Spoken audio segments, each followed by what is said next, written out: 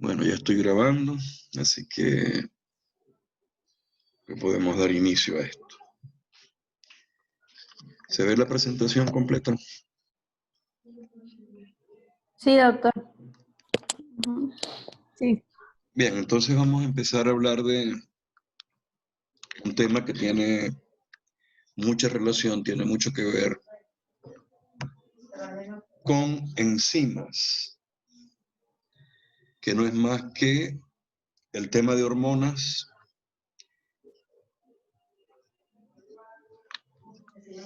y los mecanismos de señalización intracelular.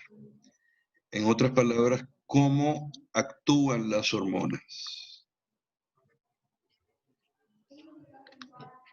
¿Cómo actúan estas hormonas? Su mecanismo de acción.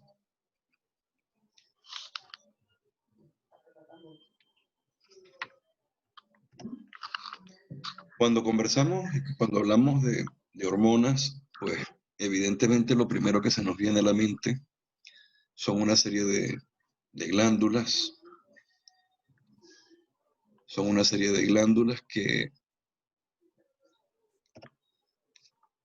producen estos compuestos químicos que llamamos hormonas. Evidentemente, pues desde bachillerato siempre nos dan algunas nociones que tienen que ver con los conceptos de hormonas y que por lo menos conocemos de manera general.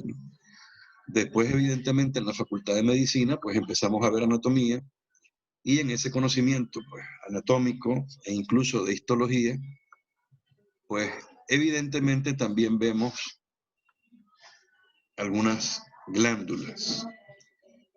Estas glándulas como el hipotálamo, la tiroides, las glándulas suprarrenales, los testículos, los ovarios, páncreas, paratiroides, hipófisis, pues todos sabemos que producen esos compuestos químicos llamados hormonas y que de alguna manera tienen que ver con un elemento básico que se llama regulación. Las hormonas en líneas generales son compuestos químicos, orgánicos, que de alguna manera pues cumplen una función de naturaleza regulativa de nuestro metabolismo. Por favor, cierren micrófonos que se está escuchando en la clase.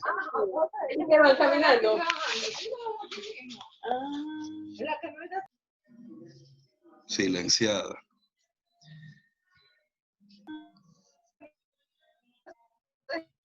Esa función metabólica que le podemos dar a las hormonas tiene que ver fundamentalmente con algo muy sencillo, que es la regulación de la conversión de los sustratos en productos por acción de las hormonas. En otras palabras, por acción de las enzimas, perdón. En otras palabras, las hormonas lo que hacen es regular fundamentalmente la actividad metabólica a través de la regulación de cómo los sustratos se transforman en producto por acción de las enzimas. ¿Alguna pregunta en relación con eso? ¿Alguna duda? Voy a volver a repetir, profe. Regulación de la actividad metabólica. Sí, cuando hablamos de regulación de la actividad metabólica, pues estamos fundamentalmente hablando de la regulación del metabolismo, y cuando hablamos de regulación del metabolismo, estamos simplemente hablando de lo que vimos en la clase del martes, la regulación de la conversión de un sustrato en producto. En otras palabras, cuando hablamos de metabolismo, de esa palabra tan misteriosa, de la que nos habla tanto Sacha en sus videos, ¿verdad? Cuando hablamos de metabolismo estamos hablando fundamentalmente de la conversión de sustratos en producto. Cuando hablamos de metabolismo estamos hablando de reacciones químicas catalizadas por enzimas.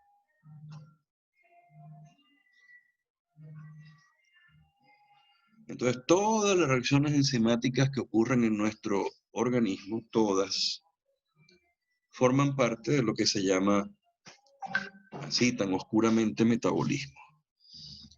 Y por supuesto, pues ustedes saben que todas esas reacciones químicas son catalizadas por enzimas. Entonces, cuando estamos hablando de metabolismo en general, lo que estamos hablando fundamentalmente es de reacciones químicas, de todas nuestras reacciones químicas. Recuerden que esas reacciones químicas están catalizadas por enzimas y que esas enzimas tienen una característica fundamental, la más importante de todas, que es la regulabilidad de su actividad. En la última clase, por supuesto, vimos cuáles son los mecanismos de regulación de la actividad enzimática. Entonces vimos una serie de mecanismos que dependían bien sea de procesos en el núcleo, inducción y represión, y de procesos que tenían que ver con la capacidad de la enzima de poder alterar la conformación tridimensional del sitio catalítico. Es decir, lo que tiene que ver con la eficacia de la enzima. Entonces, dentro de esos mecanismos de regulación, podemos insertar lo que sería la función de las hormonas. Porque las hormonas, todas estas hormonas de una u otra forma, la mayoría de estas hormonas van a actuar fundamentalmente en ese punto de regulación de las enzimas. En otras palabras, las hormonas gobiernan a las enzimas. Gobiernan a las enzimas a través de esos mecanismos de regulación.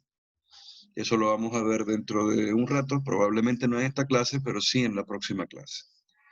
Entonces lo que quiero que tengan claro con esta lámina es que las hormonas se producen en glándulas. Y esas glándulas, bueno, antiguamente, ¿no? Esas glándulas le llamábamos disque glándulas endocrinas. Porque eran glándulas que producían las hormonas y esas hormonas eran vertidas a la sangre.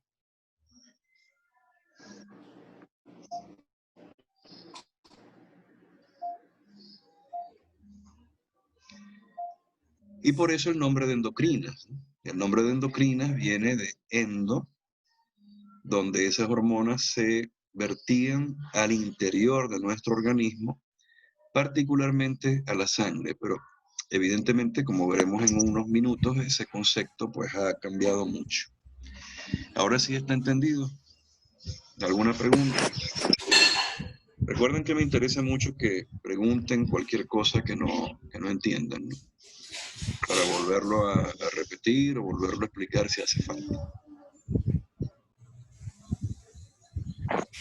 ¿Preguntas? No, profe. No, De profe, todas maneras, ahora no. calma. De todas maneras, calma, ¿no? Porque poco a poco vamos a ir viendo conceptos. De manera que se pueda entender esto mejor poco a poco.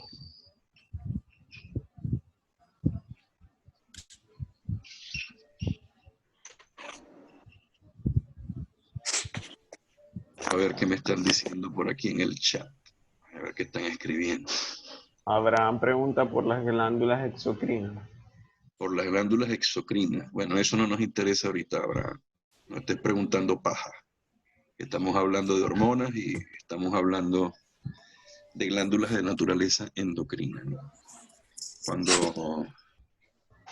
Cuando hablemos de histología y hablemos de digestión, pues de glándulas exocrinas, ¿no? Pero por ahora, pues ese no es el objetivo, ¿no? De dispersarnos en cosas que no tienen en este momento importancia.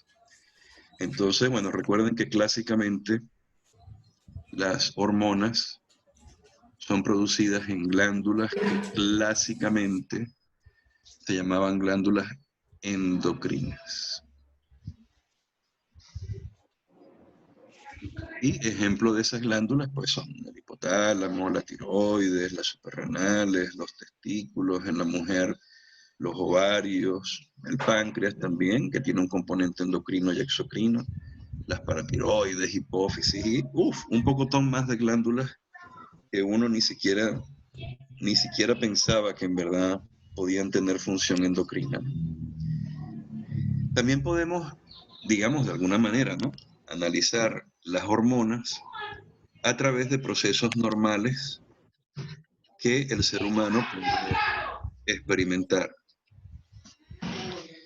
Por ejemplo, vuestras madres posiblemente están cerca de un proceso en el cual el ovario cesa su actividad de producción y desarrollo folicular, y cuando el ovario pues cesa esas funciones, deviene un proceso que se llama menopausia,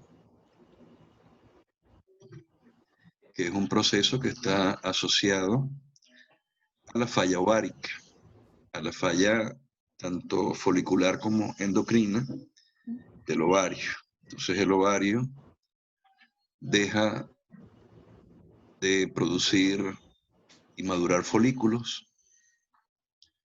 es decir, la foliculogénesis se ve afectada y por lo tanto las hormonas que produce el folículo, fundamentalmente estradiol, disminuyen de concentración. Eso hace que se experimenten ciertos síntomas que son propios de la menopausia, como los calores, los rubores, la sudoración profusa, cambios en el estado de ánimo, que yo creo que pues de alguna manera algunos de ustedes pues ya estarán experimentando con sus mamás, ¿no? Esas inestabilidades emocionales y esos síntomas que son propios de la menopausia. Ustedes tal vez hace poco tiempo habrán experimentado también una etapa en su desarrollo en la cual los testículos y los ovarios empezaron a producir hormonas, lo que los llevó a una etapa que se llama pubertad, que le llamamos vulgarmente desarrollo. El niño se está desarrollando y por lo tanto, pues durante esa etapa ustedes habrán experimentado cambios, ¿no? Yo los experimenté, ¿no? El aumento en la producción de grasa a nivel de la piel, por ejemplo, que nos podía llevar a la aparición de acné, un incremento en la libido sexual y por supuesto los pensamientos, ¿no?, típicos del adolescente, evidentemente el crecimiento lineal. El crecimiento lineal también es algo típico del desarrollo. Y la aparición pues, de una serie de caracteres sexuales primarios y secundarios propios del ser humano que se empiezan a experimentar durante esa etapa, ¿no? Todos estos elementos, ¿no?, tanto normales como patológicos, vienen dados por esas sustancias que nosotros llamamos hormonas. ¿Alguna pregunta, muchachos?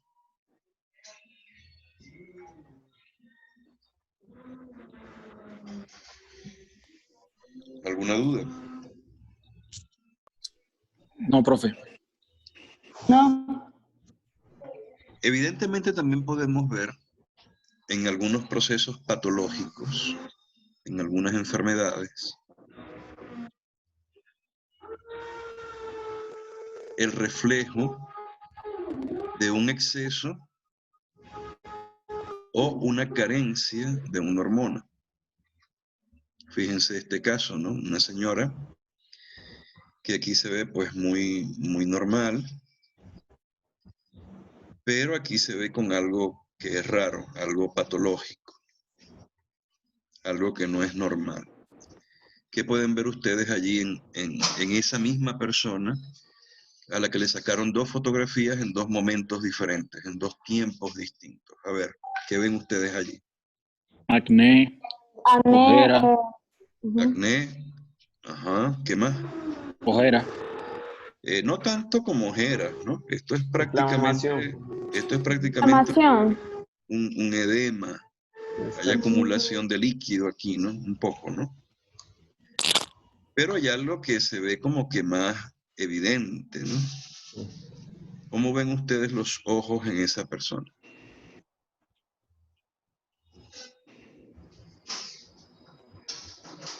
Hacia afuera. ¿Cómo lo ven? ¿Cómo ven esos ojitos? ¿Cómo los ven aquí? ¿Y cómo los ven aquí?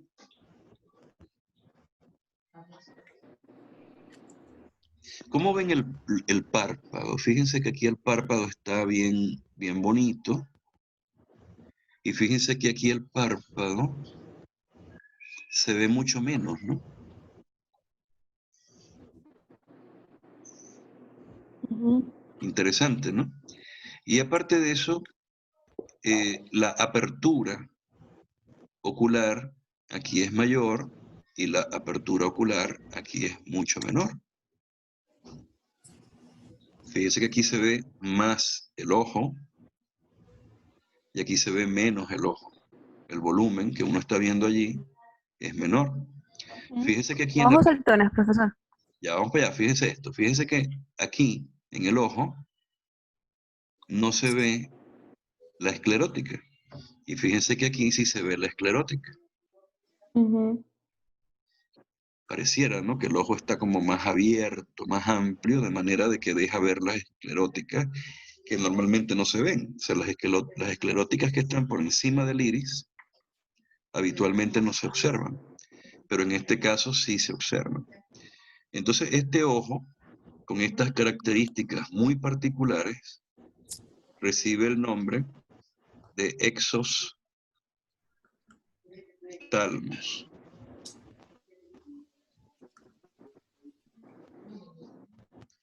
Por decirlo de una forma coloquial, el ojo está salido, se ve el ojo grande, se ve el ojo pon, como dicen por ahí, ¿no? Pero no lo vamos a decir de esa manera, vamos a hablar de exoftalmos. Exoftalmos. Esto es característico de una enfermedad endocrina que se llama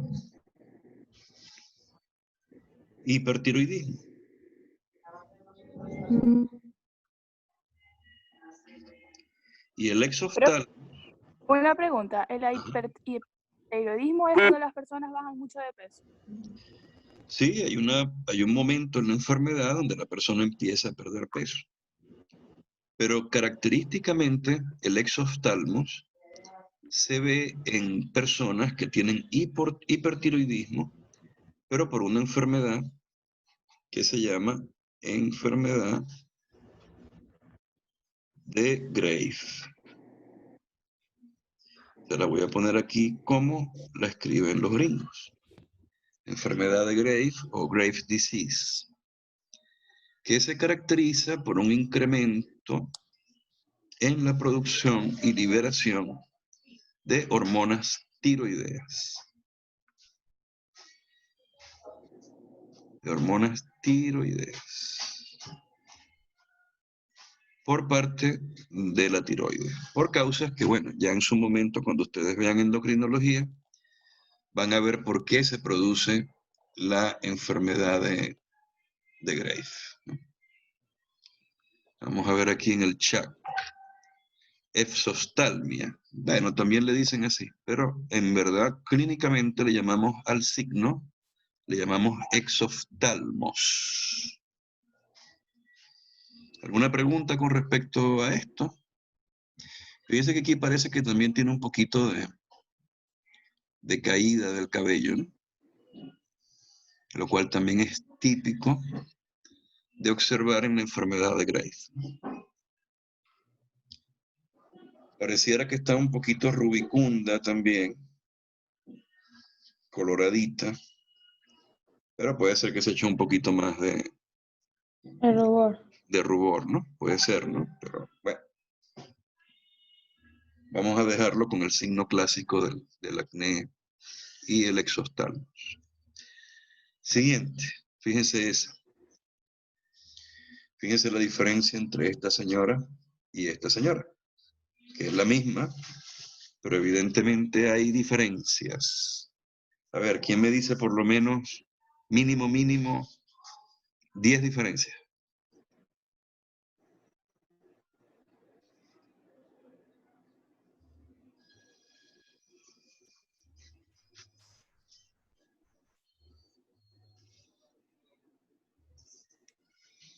¿Cuánta diferencia? Por lo menos 10. Con 10 me conformo.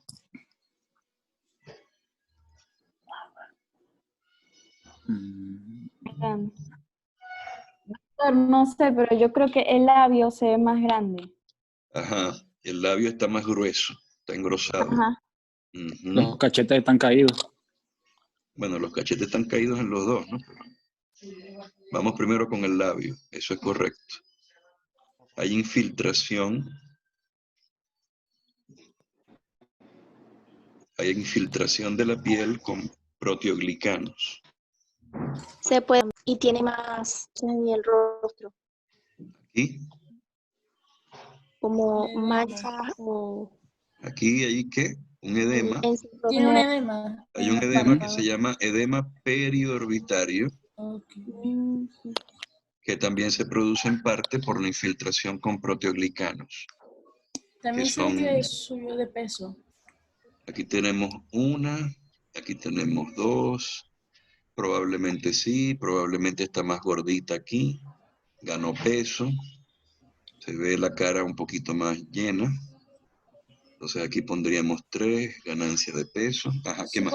Se podría decir que tiene los ojos más llorosos, pero en las dos imágenes se ve similar a los ojos. Sí, pero fíjense que más que llorosos, a lo mejor lo que está es un poquito roja la conjuntiva, ¿no? Bueno, sí. Está un poquito roja la conjuntiva. Está hiperémica la conjuntiva. Se le ven más los vasitos en la conjuntiva. Háblenme del color de la cara. Se ve más clara. Más clara. Yo diría que amarilla, ¿no? Se ve amarilla. Amarilla. Piel amarilla. Y tiene más manchas, como más oscuras. O tal vez lo que es como la piel es amarilla, se ven manchas mejor, ¿no? Se ve más pronunciado. Entonces esto es lo que se llama un tinte carotenoide. ¿Qué más? ¿Qué más ven por ahí?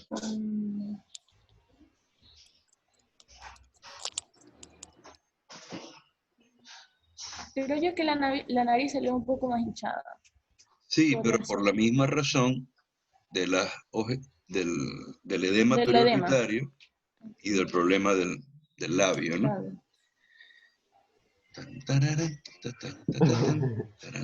El ¿Qué cuello. más? ¿Qué más? El cuello. El cuello, ajá.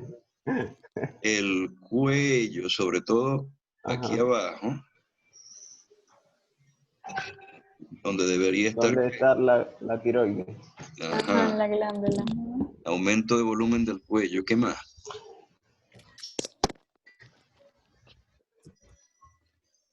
Se están volviendo buenos clínicos. Vamos a ver qué más pueden hablarnos aquí.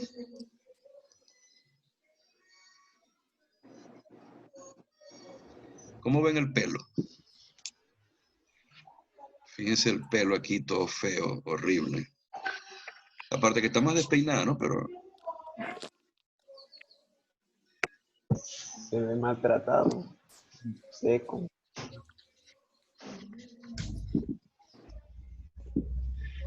¿qué más?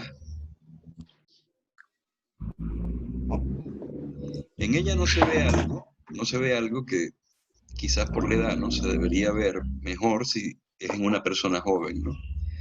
En una persona joven que tiene este problema va a tener cejas, va a tener sus buenas cejas. Pero en la persona que sufre esta enfermedad se pierden los vellos de las cejas. Y también se pierden las pestañas, que es algo un poquito más difícil de ver, ¿no? Más complicado, ¿no? Pero ella pues se ve que en ninguna de las dos circunstancias tenía suficiente cantidad de cejas. Esta enfermedad se llama hipotiroidismo.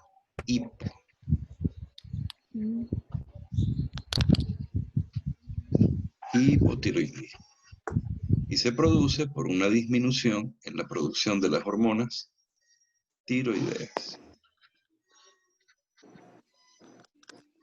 Entonces fíjense que muchas veces cuando una persona hipotiroidea entra al consultorio, ya nada más con verle la carita, ya uno sabe por dónde viene el problema, ¿no? Es una mujer, frecuentemente de edad madura, que viene con estas características clínicas. Y ya uno más o menos sabe por dónde viene la cosa. Ya uno sabe que la cosa viene porque hay una disminución en la producción de hormonas tiroideas y uno lo que hace es confirmar lo que uno ve clínicamente. Como semiólogo, uno es experto en interpretar los signos que esa paciente nos trae y que a veces uno ni siquiera tiene que interrogarlo, ¿no? Sino fundamentalmente ver bien, ¿no? Detenerse a examinar al paciente. Sí, el aumento de peso pues lo vemos también en la cara, ¿no? Pero evidentemente uno le pregunta al paciente cuál es su peso habitual y uno lo compara pues con la cuantificación del peso que uno hace en el consultorio.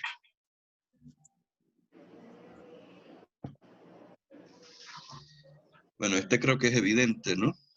Aquí hay como una persona que ha crecido mucho, ¿no? Esta es la persona que se documenta que tuvo una mayor altura, récord Guinness a nivel mundial, ¿no? Estamos hablando de 2.72 metros. Esta persona también sufría de una enfermedad endocrina que se llama gigantismo. Gigantismo. El gigantismo ocurre por un exceso en la producción de hormona del crecimiento. Hormona del crecimiento. También se le dice somatotropina, ¿verdad? Sí, somatotropina. Pero más frecuentemente y más fácil, pues hormona del crecimiento. Pero tiene que haber una condición, y es que ese incremento de hormona de crecimiento debe ser, o deben comenzar antes de que la persona finalice su periodo de crecimiento lineal. Es decir, que tiene que ser durante la niñez o cuando mucho, a lo mucho, en la pubertad. De manera de que sus huesos mantengan la capacidad de crecimiento lineal y puedan proporcionar la ganancia de ese tipo de altura. Cuando el aumento de hormonas de crecimiento ya no ocurre en la niñez o la pubertad, sino que ocurre en etapa adulta, no vamos a tener gigantismo, sino que vamos a tener otra enfermedad que se llama acromegalia. ¿Qué es esta fotico que tenemos aquí? Miren, esta muchacha, muy simpática, cómo fue cambiando sus características morfológicas, fundamentalmente en la cara y en las manos, en la medida que el tiempo pasó y se fue incrementando la producción de hormonas del crecimiento. ¿Qué características ven ustedes en esa señora? ¿Cómo ven la cara, no? Vean la nariz, ¿verdad? Sí, más grande. Los Las manos.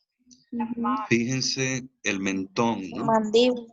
Aquí el mentón era redondito, bien bonito. Aquí la mandíbula se vuelve más grande, más angulada. Fíjense el hueso frontal, cómo aquí se hiperdesarrolla, se engrosa. la boca, se vuelve más gruesa los labios, la nariz, y particularmente miren los dedos de las manos. Se vuelven gruesos, ya no son finos. Entonces, ajá. No se escuchó lo que intentaron decir.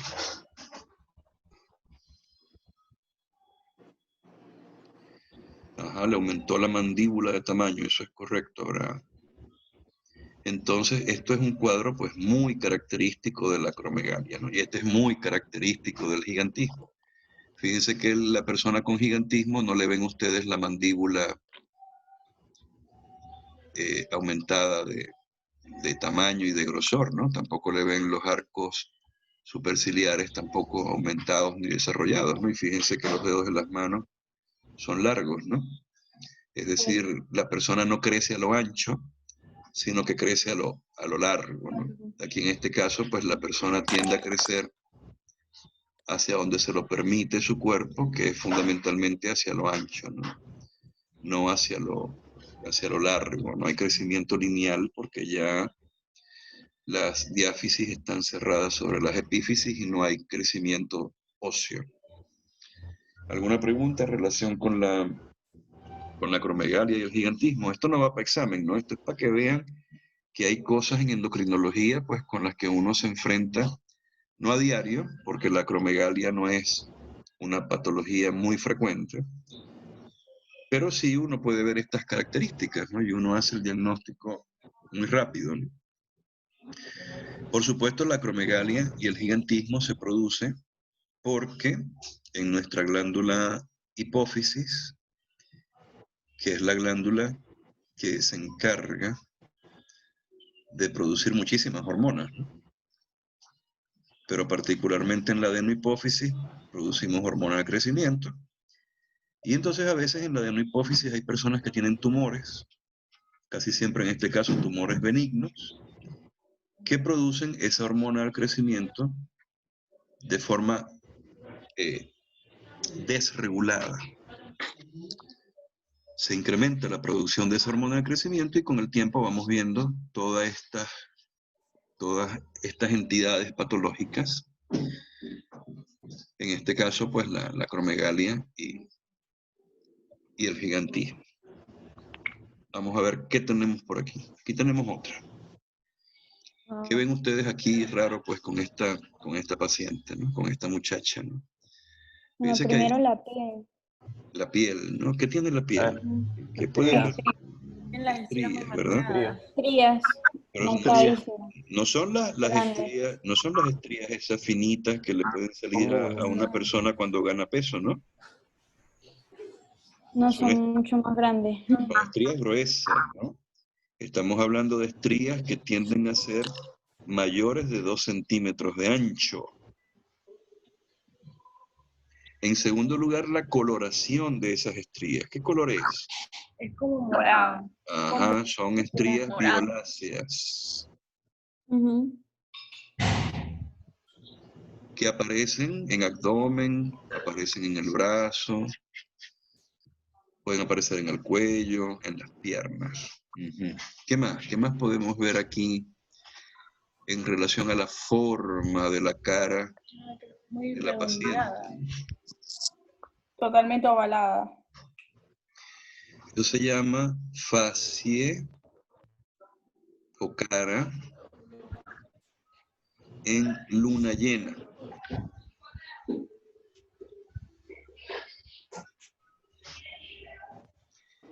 ¿Qué más pueden ver? ¿Qué más pueden ver? El acné. Acné. Acné, ¿verdad?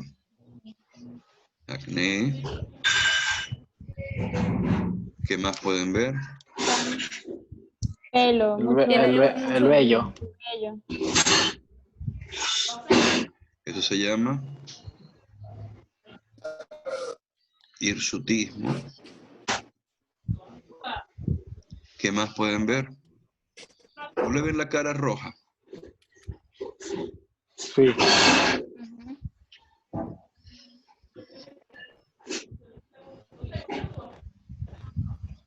Eso se llama plétora facial. Profe, ¿lo puedo volver a repetir? Que alguien tiene prendido el micrófono y no se escucha. Vamos a sacar de línea al que tenga el micrófono prendido. Eso va a ser facilito. Ya lo voy a eliminar ya. Ah, ya lo trancaste. Ah, no, no lo he trancado. Vamos a ver quién es. María Briceño. María Briceño. Bueno, como María Briceño no silencia, vamos a silenciar.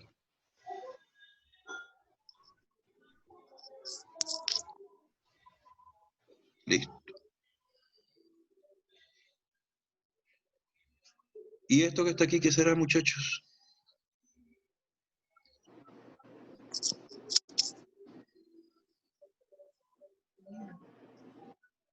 Esta es la columna, o sea, es una joroba. Eso es una jorobita, sí señor. Se llama jiba. Que si le pongo el apellido, les digo ya cuál es la enfermedad. Se llama jiba cushínica.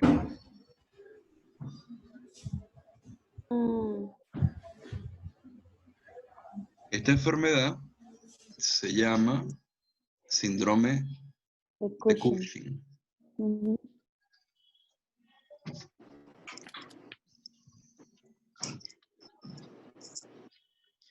Y se debe a una elevación en la producción de una hormona que se llama cortisol. Tiene muchas causas, de manera de que podemos tener o enfermedad de Cushing o el síndrome de Cushing, tal como lo acabamos de nombrar. Ya las diferencias, por supuesto, entran dentro del ámbito de la endocrinología, y eso lo van a ver ustedes cuando ya estén viendo clínica médica, cuando estén viendo en el hospital medicina interna, que van a tener por ahí una pasantía que se divide en dos partes, donde en la primera van a ver endocrino y en la segunda van a ver hematología. Ya eso va a ser en el hospital dentro de unos añitos, dentro de unos 3 añitos, posiblemente van a estar viendo esto. Entonces, ¿cuál va a ser nuestro esquema de trabajo cuando empecemos a ver y desarrollemos pues, la parte de hormonas, ¿no? Vamos a analizar los conceptos de lo que es hormona y endocrinología. Vamos a hablar de lo que es el receptor, de lo que es segundos mensajeros y señalización. Vamos a ver los mecanismos de acción hormonal dependiendo de la distancia que recorre la hormona. Vamos a estudiar la clasificación de las hormonas, según si son de naturaleza química, según su naturaleza química, según el segundo mensajero que producen y según el sitio de producción de la hormona. Vamos a ver los mecanismos de acción de las hormonas de naturaleza proteica, que son fundamentalmente el mecanismo de acción a través de la generación de ATP cíclico y las fosfotirosinproteínas. Y por último, vamos a ver el mecanismo de acción de las hormonas que tienen receptores nucleares. Entonces vamos a ir desarrollando eso pues poco a poco, ¿no? Probablemente nos tome 2 o 3 clases cuando mucho. Vamos a hacer todo lo posible porque sean nada más 2 clases para que podamos seguir pues avanzando. Entonces cuando hablamos de hormonas, indudablemente tenemos que tener en mente, tienen que pensar inmediatamente en 2 palabras. La primera, señal, y la segunda, señalización. Porque las hormonas, viéndolas, ¿no?, desde el punto de vista de su acción, son señales de naturaleza química. ¿Quién me dice que es una señal? Por aquí tenemos, creo que, muchas señales, ¿no? ¿Para qué sirve una señal? Para informar algo. Para informar, correcto. ¿Y qué pasa si ustedes no estudian hormonas? ¿Qué les va a pasar a ustedes si no estudian hormonas? que cuando veamos un paciente con varias características, como lo hemos visto, no vamos a saber distinguir qué puede ser. Eso es verdad, eso es correcto. Y las patologías endocrinas, es decir, patologías que tienen que ver con hormonas, son muy frecuentes. Yo podría decir que son las más frecuentes en medicina. Nada más obesidad es la enfermedad endocrina más frecuente en el ser humano. La diabetes, que también es una enfermedad endocrina, es también muy frecuente. Entonces nada más estas dos enfermedades están presentes prácticamente en el 50 o 60% de la población de países con estilos de vida occidentalizados. Si le sumamos los problemas de tiroides, el hipo y el hipertiroidismo, aumentamos la cifra, posiblemente a un 60% de las personas en el mundo. Y si metemos los problemas lipídicos, colesterol alto, triglicéridos altos, colesterol bueno bajo, podemos tener cualquier cantidad de pacientes. En otras palabras, pues el endocrino nunca se va a morir de hambre, porque siempre va a tener pacientes, ¿no? Le podemos meter también los problemas menstruales. Por ejemplo, el síndrome de ovario poliquístico. Y podemos meter todavía más gente. O sea, ¿cuántas niñas no hay con síndrome de ovario poliquístico? Muchísimas, ¿no? Entonces, bueno, una de las cosas interesantes es que nunca me han faltado pacientes, ¿no? Precisamente porque son enfermedades extremadamente frecuentes. Y, como acabas de decir, muy cierto, estar al tanto, ¿no?, de los elementos relacionados con las enfermedades endocrinas nos puede ayudar mucho a diagnosticar enfermedades y a tratarlas apropiadamente. Pero fíjense que hay algo más interesante, ¿no? Esas señales, ¿en qué idioma parecen estar, no? Esas señales que están en la foto, ¿no? En chino. Parece chino, ¿verdad? Correcto. Entonces, si ustedes no estudian hormonas, esas señales que están allí van a aparecer como si estuvieran en chino. Si ustedes no estudian señalización, no van a entender lo que las hormonas están intentando hacer. Entonces es muy importante que ustedes estudien bien esto para que lo que vamos a conversar de aquí en adelante no les parezca chino. No vayan a decir, ay, este profe no se sabe explicar ni nada. No, no se sabe explicar, no. Sino que no están estudiando las bases. Y dentro de un rato van a ver lo importante que es haber estudiado encima y haber entrado pues a las clases de encima. La señalización es importante. Y la señalización, la generación de señales es algo súper importante. De pronto no tanto para las bacterias, porque las bacterias son organismos unicelulares. Y a pesar de que hay cierta interdependencia entre una bacteria y otra, incluso te pueden compartir material genético, cada bacteria tiene toda la maquinaria para poder vivir sola. No así nosotros. Nosotros estamos organizados en células, órganos y tejidos, de manera de que cada órgano o aparato, por ejemplo el aparato respiratorio, que tiene sus pulmoncitos, tiene por aquí la tráquea, por aquí se ve un bronquio principal, cumple una función muy específica. ¿Cuál es la función fundamental del aparato respiratorio? Pues muy simple, hacer que el aire que está en el ambiente entre a los pulmones, haya un intercambio de gases y ese oxígeno que hay en el aire pase a la sangre y de la sangre pues llegue a todos los tejidos. Músculo. ¿Para qué sirve el tejido muscular? El tejido muscular sirve para contraerse fundamentalmente y en consecuencia generar movimiento. ¿Para qué sirve el hígado? Oh, el hígado sirve para muchísimas cosas, ¿no? El hígado produce glucosa, el hígado produce bilis, el hígado almacena la glucosa en forma de glucógeno, el hígado, aunque ustedes no lo crean, producen hormonas.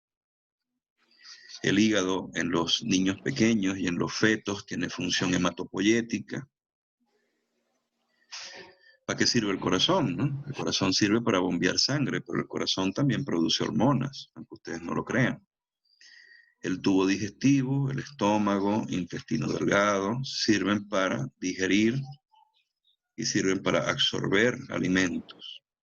Entonces, todos estos órganos se integran, todos se integran en un solo ser, que es el ser humano. Ahora, estos órganos, para poder actuar en conjunto, se tienen que comunicar. El hígado de alguna manera debe comunicarse con el músculo. Pulmón de alguna manera debe comunicarse con el corazón y a su vez ellos se comunican con los órganos del tubo digestivo de alguna manera. El músculo tiene que conectarse con el cerebro. El cerebro se conecta con prácticamente todos nuestros órganos. Entonces la gran pregunta es, ¿cómo hacemos eso? ¿Cómo establecemos comunicación efectiva entre los diferentes órganos? ¿Cómo hacemos eso? ¿Cómo logramos esa comunicación? ¿Cómo esa alta complejidad, porque tenemos muchos tipos de células, muchos tipos de tejidos, muchos órganos, cómo esa alta complejidad que lleva implícito de que cada uno de esos tejidos y esos órganos está muy especializado en una función, ¿cómo hacemos para que se puedan comunicar entre sí? Nuestros órganos no son como las bacterias que pueden hacer prácticamente todas las funciones en una sola célula. Lamentablemente no, lamentablemente nosotros tenemos órganos y tejidos extremadamente especializados en una o dos funciones. Entonces, ¿cómo hacemos que estos órganos se puedan comunicar entre sí? ¿Cómo establecemos esas vías de comunicación, esas vías de señalización? Entonces tenemos tres formas fundamentales de comunicar nuestros órganos entre sí. En primer lugar, comunicarlos a través del sistema nervioso, a través de una central, que es nuestro sistema nervioso central, y unas vías que permiten la comunicación de ese sistema nervioso central con cada uno de nuestros músculos, por un lado, el sistema nervioso, digamos, que inerva la musculatura estriada, pero también un sistema nervioso autónomo que está formado por el sistema nervioso simpático y el sistema nervioso parasimpático, que inerva prácticamente todos nuestros órganos, de manera de que establece una comunicación entre nuestro sistema nervioso central y prácticamente todas nuestras glándulas, todos nuestros órganos y todos nuestros tejidos. Esta comunicación se hace a través, evidentemente, de nervios, pero los nervios tienen unos efectores que se llaman neurotransmisores, que son los que se encargan de llevar esa señal desde el sistema nervioso central a cada uno de los órganos o a cada uno de los músculos. En los músculos, en la unión entre el nervio y el músculo, esa unión se llama placa motora, aquí se liberan esos neurotransmisores. En el caso del músculo, se llama acetilcolina, que hace que la señal que viene del nervio pueda pasar al músculo. Entonces, estos sistemas de comunicación se valen de la señal de compuestos químicos de bajo peso molecular que se llaman neurotransmisores. ¿Alguna pregunta? ¿Alguna duda? Este es el primer mecanismo de comunicación. Segundo mecanismo de comunicación. El segundo mecanismo de comunicación está representado por nuestro sistema inmune. El sistema inmune está formado por muchas células, muchísimas células que se llaman células del sistema inmune. Algunas están residentes en tejido, otras están circulando en sangre. Estas que circulan en sangre se ponen en contacto prácticamente con todas nuestras células. Están vigilando todo el tiempo de que no haya por ahí un coronavirus o un virus raro que esté intentando de alguna manera colonizarnos. Una bacteria, hongos, por ejemplo, células neoplásicas. Entonces, este sistema, pues, es un sistema de vigilancia. Un sistema de vigilancia que nos protege contra agresores, tanto internos como externos. Hay células, por ejemplo, como las células asesinas naturales, que se activan y son capaces de destruir, por ejemplo, células tumorales. A veces, lamentablemente, pues no lo hacen tan bien. Hay otras células especializadas, como las células presentadoras de antígenos. Están las células T, están las células B, están los polimorfonucleares, entre ellos los neutrófilos, los basófilos y los eosinófilos, que son células pues, que forman parte de este sistema y se pueden comunicar entre sí. Se pueden comunicar entre sí. Pueden establecer uniones entre sí gracias a la presencia de proteínas en la membrana de estas células. De manera que este sistema se comunica muy activamente entre las células propias del sistema inmune y otras células del organismo. Ese es otro mecanismo, otra forma de comunicación. Otra forma de comunicación. La tercera forma de comunicación es a través de el sistema endocrino, que es el que nos toca a nosotros. No vamos a estudiar 1, sistema nervioso, no vamos a estudiar 2, endocrino. Ustedes van a ver neuro y van a ver inmunología muy pronto, sino que vamos a trabajar fundamentalmente en esta clase con el sistema endocrino, con el tercer mecanismo importante de comunicación y de regulación que tenemos nosotros y todos los animales superiores. ¿Alguna pregunta? ¿Alguna duda? No, profe. No. ¿Todo bien? Sí. Entonces lo que viene aquí, importante, pues es responder a la pregunta de qué es una hormona. Porque la hormona, digamos, que es lo importante, evidentemente, de las clases de acción hormonal. Entonces tenemos que definir este concepto. No lo podemos dejar por fuera. Entonces, así como en el tema 1 de enzimas definimos lo que es una enzima, pues tenemos que definir lo que es una hormona. Entonces, una hormona es un compuesto químico de naturaleza orgánica. Es un compuesto químico orgánico. Esto quiere decir que las hormonas tienen átomos ¿de qué? De carbono. De carbono, correcto. Pero las hormonas son de naturaleza química heterogénea. Heterogénea.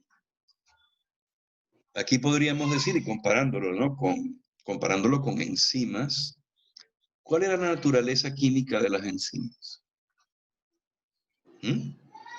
Proteica. Proteica. Proteica. Y como es proteica, ¿estaba hecha de qué? De De proteína. proteína. Aminoácidos. Aminoácidos. Aminoácidos.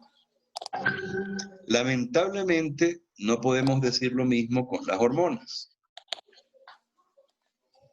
No podemos.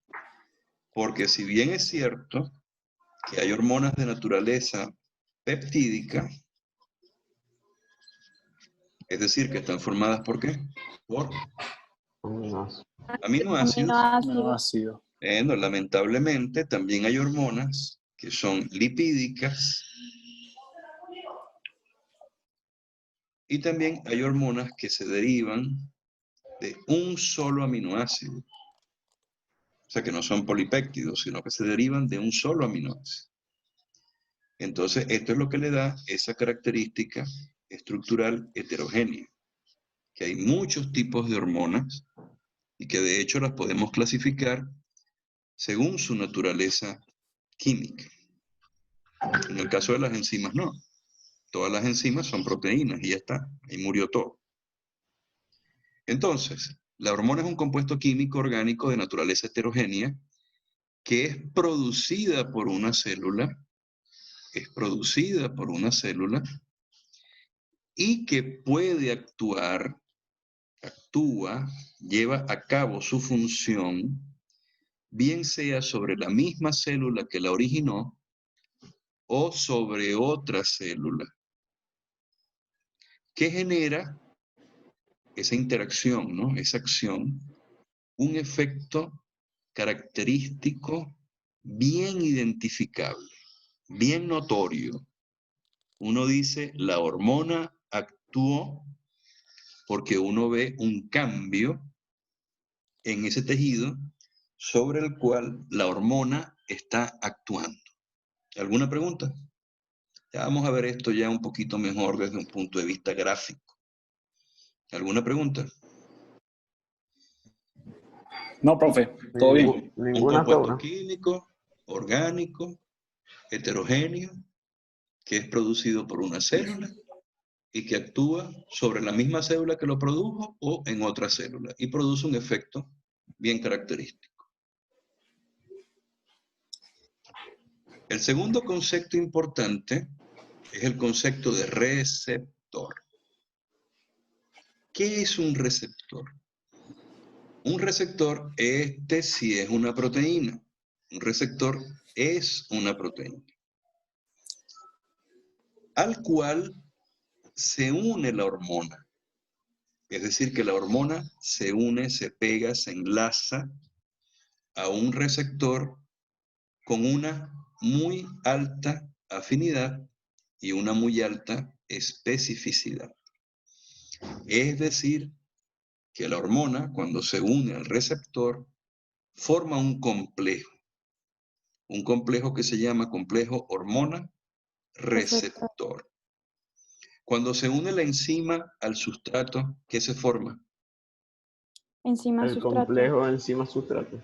El complejo enzima-sustrato. Cuando se une la hormona con el receptor, se genera lo que se denomina un complejo hormona-receptor. Estos receptores se pueden ubicar en la membrana plasmática, por ejemplo. También los podemos conseguir en el citosol y también los podemos conseguir en el núcleo.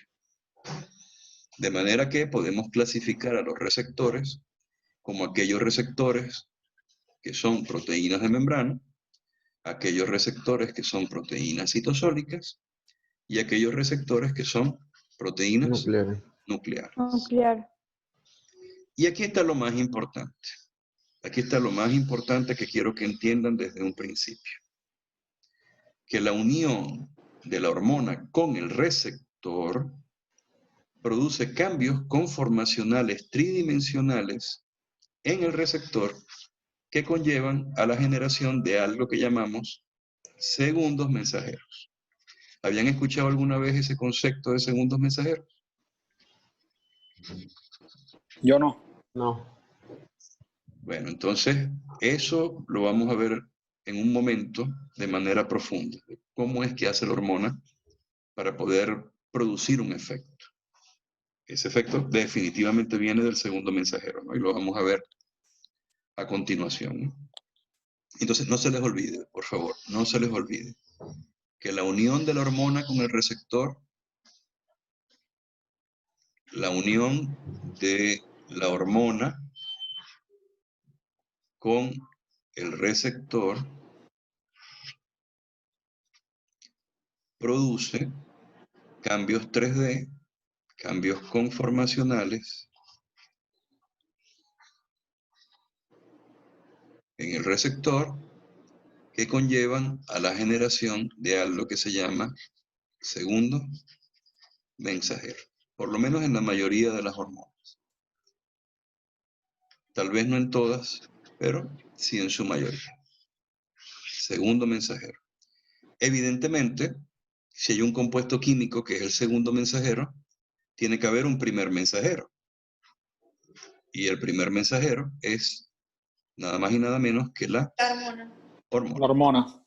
La hormona es el primer mensajero y después se genera pues un compuesto químico que todavía no sabemos qué es, pero que llamamos segundo mensajero. Sí, eso es lo que están, si no me equivoco, lo había leído yo en Harper. Eso es lo que se le denomina segundo mensajero alostérico. Sí, le podría llamar así. Ya veremos por qué. Pero normalmente uno le dice segundo mensajero y ya está. Ya no le pone el nombre de alostérico, ¿no? Para no traer confusiones. Entonces uno le pone el nombre segundo mensajero y se acabó la vaina. Ya está. Recordemos enzimas. ¿Recuerdan el paradigma de la enzimología, ¿no? El dogma central de la enzimología? Yo se los explicaba tanto en los videos como en la clase, ¿no? El dogma central de la enzimología, ¿qué dice? Que tenemos algo que se llama sustrato, ¿verdad? Ese sustrato enzima. se une ¿a quién? A la Se une enzima. Al enzima. a la enzima. ¿En dónde? En el catalítico. citocatalítico. Gracias a qué.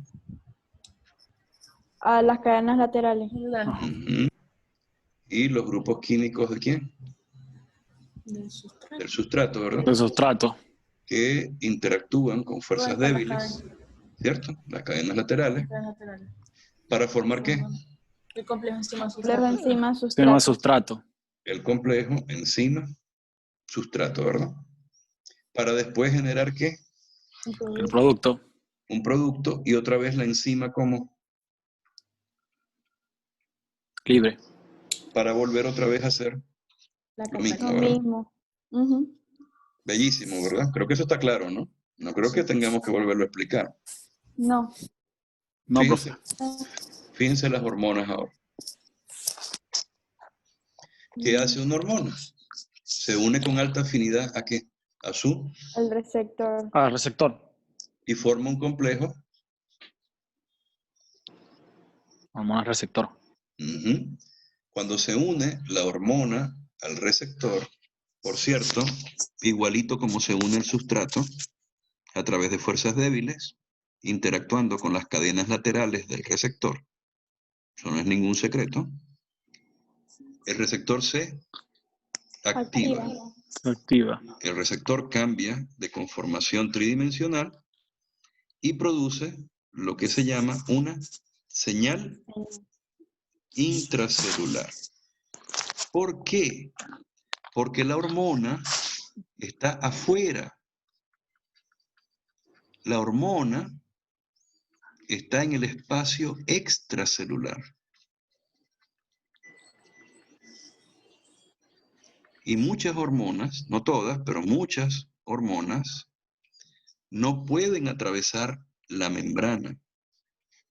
No pueden. Bien sea porque son muy grandes, bien sea porque son proteínas y las proteínas no pueden atravesar la membrana. Y entonces requieren la presencia de un receptor. Ese receptor es como una alcabala que permite que yo transborde, que yo la señal la pase desde afuera hacia adentro.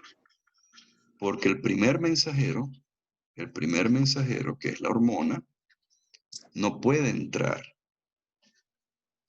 Y como no puede entrar, yo tengo que tener una estación de relevo que después adentro me produzca una segunda señal. Y esa segunda señal es producida por un compuesto químico que llamamos segundo mensajero. Entonces el segundo mensajero se produce porque lamentablemente el primer mensajero no puede entrar. Entonces, como no puede entrar por sus características químicas, lo que hace es que se une a un receptor y el receptor activado se encarga de producir la segunda señal. Después que la señal se ha producido, el receptor vuelve otra vez a sufrir un cambio en la conformación. El receptor pierde afinidad por la hormona, y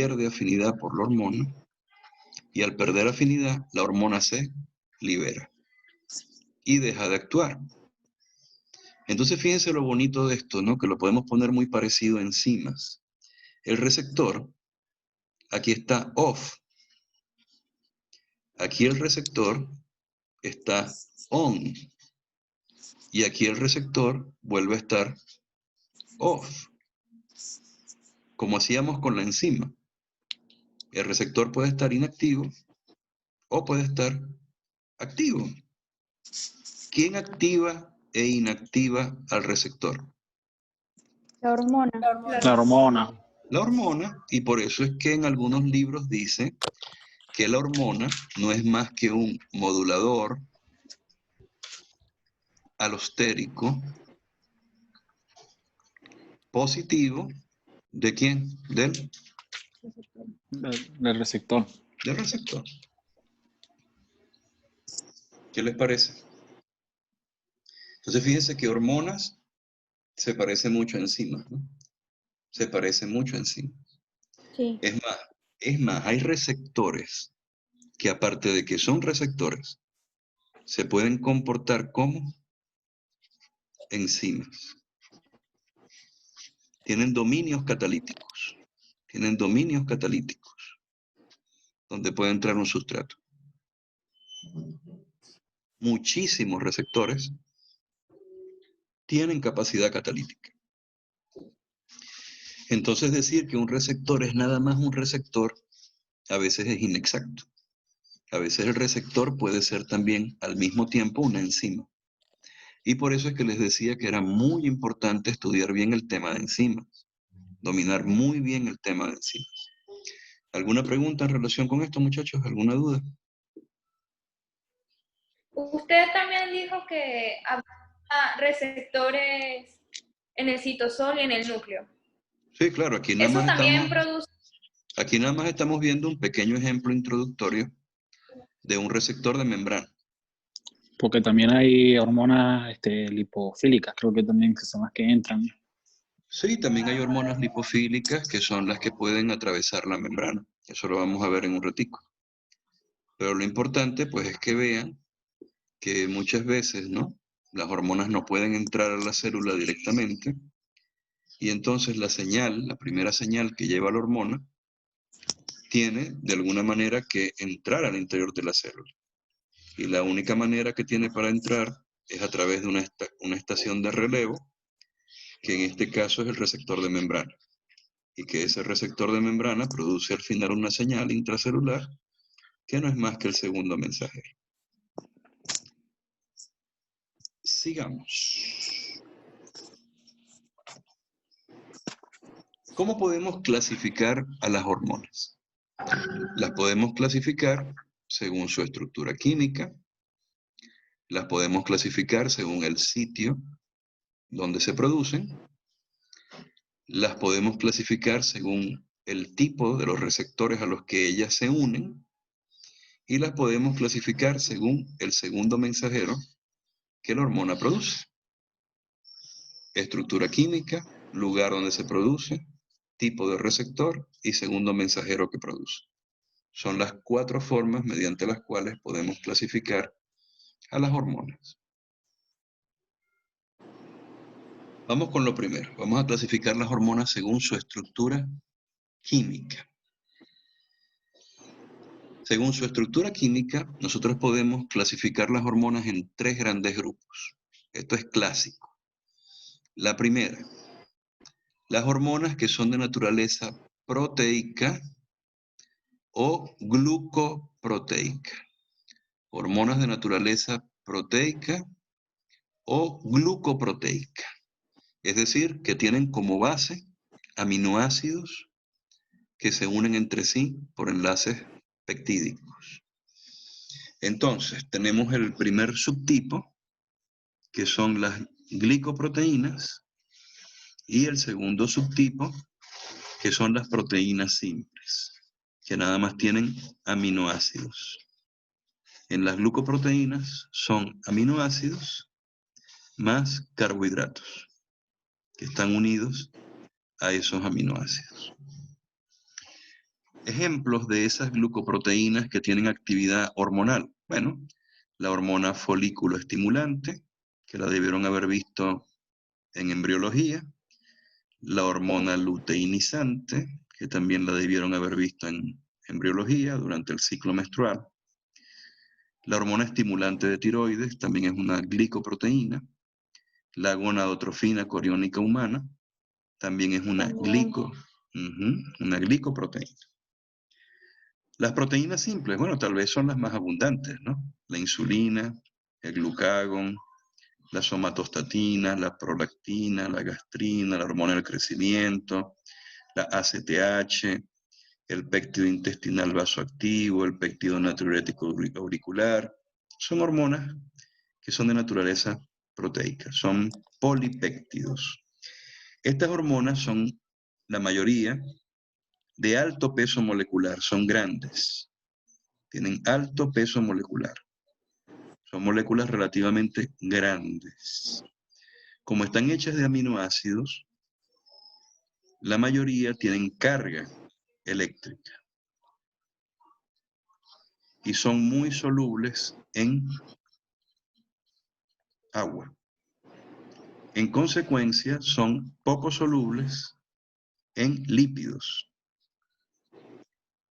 Como son muy grandes y son poco solubles en lípidos, no pueden atravesar la membrana. Y si no pueden atravesar la membrana, ¿qué necesitan en la membrana? ¿Necesitan un qué? Un Receptor. receptor. Un receptor de membrana. Si no, no pueden actuar. Y como tienen un receptor de membrana, ¿qué generan como señal? Un segundo mensajero. mensajero. Estos son las hormonas de naturaleza polipeptídica o proteica.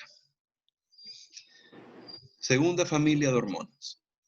La familia de las hormonas que tienen naturaleza lipídica. Son lípidos, son grasas. Por eso en la clase les mandé a estudiar el tema de clasificación de los lípidos.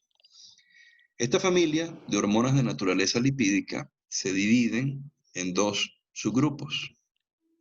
Uno, las llamadas hormonas esteroideas. Se denominan así porque se derivan del colesterol, vienen del colesterol y de una molécula madre que es el núcleo esteroideo, que se llama ciclopentano peridrofenantreno, que es lo que llamamos núcleo esteroideo. Núcleo esteroideo. De ahí se deriva el colesterol y del colesterol fabricamos hormonas esteroideas.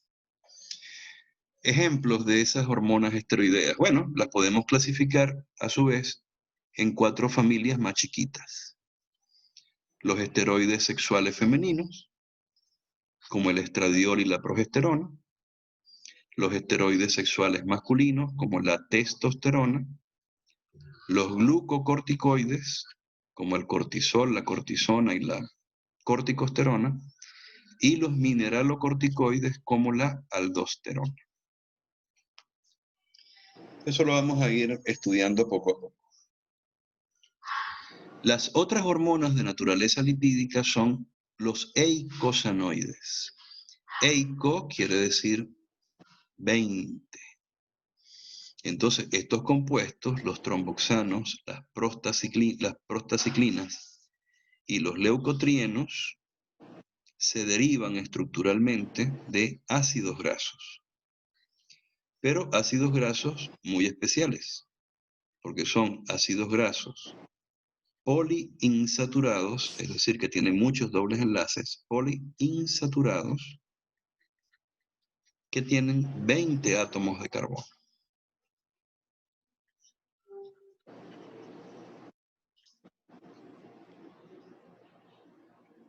Por último, están las hormonas que se derivan de un solo aminoácido. Ahí tenemos dos subfamilias, las catecolaminas y las hormonas tiroideas. Las catecolaminas son la adrenalina, la noradrenalina y la dopamina. Y las hormonas tiroideas son la T3 y la T4. La pregunta es, ¿cuál es ese aminoácido que me origina las catecolaminas y me origina las hormonas tiroideas? Ese aminoácido se llama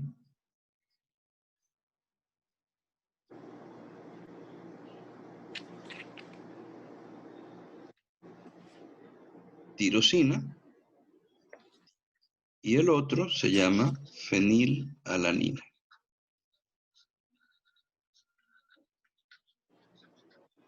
A través de esos aminoácidos yo puedo fabricar las hormonas tiroideas y las catecolaminas. Esto es la clasificación de las hormonas según su estructura química. 3 grandes grupos, cada grupo tiene 2 subfamilias y cada subfamilia pues tiene hormonas representativas, ¿no? Muy características de cada uno de esos grupos. Las hormonas de naturaleza lipídica, como son lípidos, en general son solubles en la membrana plasmática. Y entonces esas hormonas, particularmente las hormonas esteroideas, pueden atravesar la membrana. Pueden ir del exterior celular al interior celular. Entonces no requieren formalmente un segundo mensajero en teoría. Ya hablaremos de eso. Porque se han descubierto receptores de membrana para hormonas esteroideas.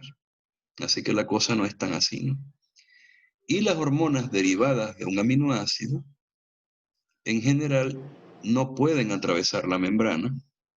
Y si no la pueden atravesar, pues tiene que haber obligatoriamente un receptor también de membrana que permita que ellas manden la señal a través de un segundo mensajero al interior de la célula. ¿Alguna pregunta? ¿Alguna duda? No, profe. Bien. También podemos clasificar a las hormonas según el sitio donde se produce. Eso ya es un pelín más complejo porque tendrían que aprenderse todas las hormonas y todos los sitios donde esas hormonas se producen. Pero para poner un ejemplo, sabemos que hay hormonas hipotalámicas.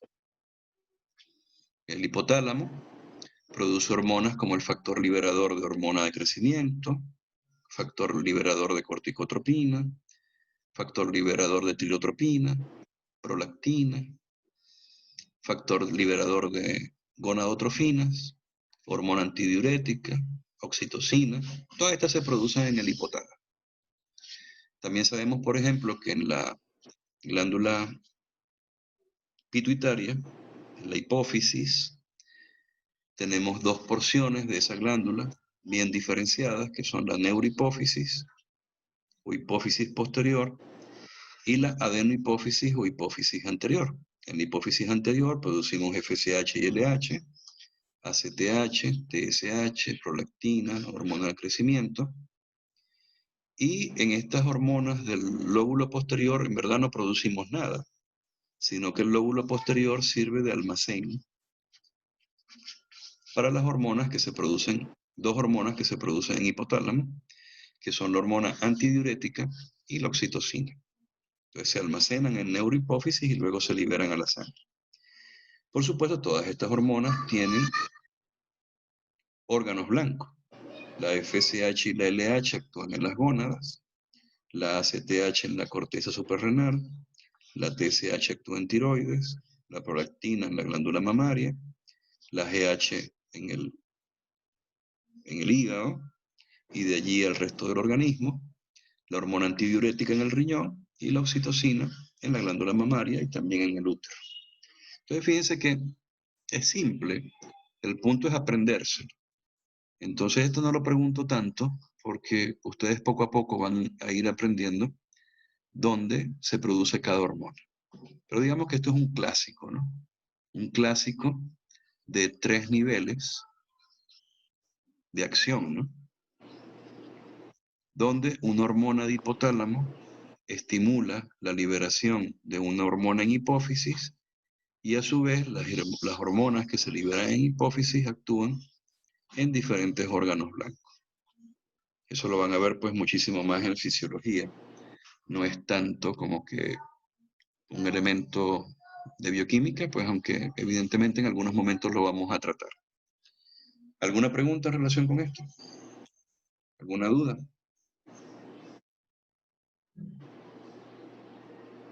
Hasta ahora no. Hasta ahora no, muy fácil. Seguimos. Aquí lo que estamos viendo pues es ya el dibujito, ¿no? El dibujito como tenemos células a nivel del hipotálamo. Aquí estamos viendo el núcleo arcuato y el núcleo supraóptico y paraventricular. Cómo estos núcleos producen hormonas y esas hormonas van ¿hasta dónde? Hasta la hipófisis, ¿verdad? En la hipófisis cumplen su acción esas hormonas hipotalámicas que no es más que estimular o inhibir la liberación de hormonas de la hipófisis. Y aquí están pues cada una de esas hormonas que ya habíamos estado conversando. Entonces es una cuestión de un trabajo tesonero, riguroso, de ir, por supuesto, aprendiéndose poco a poco todo el pocotón de hormonas que hay en nuestro organismo, ¿no? Sobre todo aquellos que tengan el gusanito de estudiar endocrinología cuando vayan a hacer la especialidad. Únicamente el hipotálamo y la hipófisis no son las que producen hormonas. O sea, nosotros producimos hormonas por todos lados, ¿no? Nosotros producimos, por ejemplo, hormonas en el estómago, en el duodeno, como la gastrina, como por ejemplo la colecistoquinina, como por ejemplo la secretina, como por ejemplo el péptido inhibidor gástrico. En el páncreas producimos otra cantidad importante de hormonas, como el péptido vasoactivo intestinal. Aquí también en páncreas, evidentemente, producimos insulina, producimos glucagón, producimos polipéptido pancreático. Y bueno, pues todo esto es para que ustedes vean que a nivel de intestino y a nivel de estómago, pues se producen muchísimas hormonas. Les hablaba hace unos segundos de los islotes de Langerhans, como un islote es capaz de producir diferentes tipos de hormonas, porque el islote está formado por diferentes tipos de células.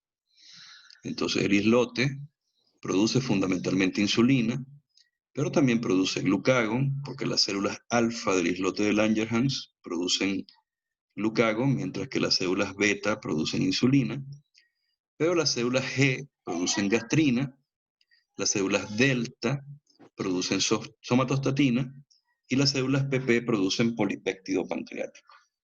Todas estas hormonas que son producidas por el islote entran a los capilares y esas hormonas pues viajan por la sangre en la medida que esos capilares se convierten en vénulas, las vénulas en venas y las venas en venas cada vez más grandes, ¿no? Entonces ganan al final la circulación general y estas hormonas se distribuyen pues a través de todos los tejidos, todos los tejidos. En la glándula tiroides ya sabemos que se producen fundamentalmente dos hormonas, la T3 y la T4. Y en estas glandulitas que están en la cara posterior de la tiroides, que se llaman glándulas paratiroides, producimos también hormonas, ¿no? La PTH, u hormona paratiroidea, y la calcitonina.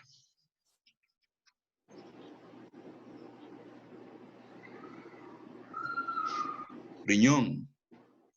En el parénquima renal producimos una hormona que se llama eritropoyetina. También se producen prostaglandinas.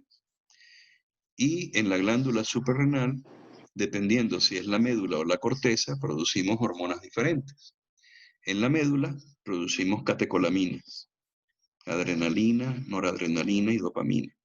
Y en la corteza suprarrenal producimos aldosterona, estrógenos, cortisol y también andrógenos, dependiendo de la capa de la glándula suprarrenal. Vean que la médula, la parte más interna de la suprarrenal, produce catecolaminas, ¿no? Pero la corteza, que es la parte más externa, dependiendo de la zona, produce una diferente hormona esteroidea. La glomerular o glomerulosa, que es la más externa, produce aldosterona. La fascicular produce glucocorticoides, andrógenos, estrógenos. Y la zona reticular también produce una cantidad importante de estrógenos.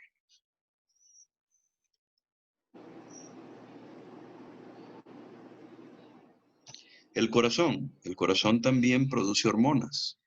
El corazón es un órgano endocrino.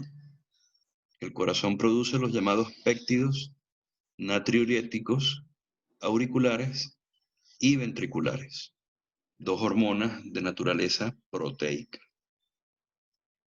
El hígado produce una hormona que se llama Insulin-like growth factor tipo 1, que es el mediador de las acciones de la hormona del crecimiento. También produce angiotensinógeno, trombopoyetina, heptacidina y betatrofina. Entonces así podríamos empezar a trabajar con prácticamente todos los órganos. Podríamos hablar de placenta, de ovario, testículo, podríamos hablar de endotelio, podríamos hablar de pulmón, y prácticamente cada órgano puede producir hormonas que permiten comunicar ese órgano con otro y de alguna manera compensar funciones que ese órgano no tiene. ¿Alguna pregunta? ¿Alguna duda?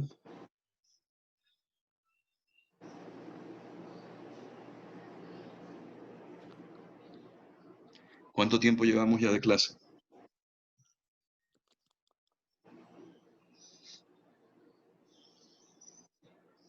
Ya llegamos a la hora. Vamos a ver. Son las 11:37. Hora y media. Llevamos hora y media. Bueno, vamos a dejarlo hasta aquí. Y entonces en la próxima clase vamos a empezar a ver los receptores, que son aquellas moléculas proteicas a las cuales, pues, las hormonas se unen para generar algo que llamamos respuesta. Todavía no sabemos qué es esa palabra, digamos, todavía sin traducción, ¿no? ¿Qué es eso de respuesta? Entonces, bueno, nos estaríamos viendo el día martes y seguimos entonces con la clase. Yo les voy a pasar ahora por WhatsApp, les voy a pasar la clase, les voy a pasar el PowerPoint para que lo vayan viendo y puedan, digamos, leer un poquito en Harper y guiar qué es lo que deben ver, ¿no? Para que no estén así como que muy perdidos, ¿no? ¿Alguna pregunta en relación con lo que hemos visto hasta ahora, antes de terminar? No, doctor. No, profe. Ahora no. Todo claro. ¿Todo claro? Ujú. Bueno, perfecto. Entonces vamos aquí a poner esto, a dejar de grabar.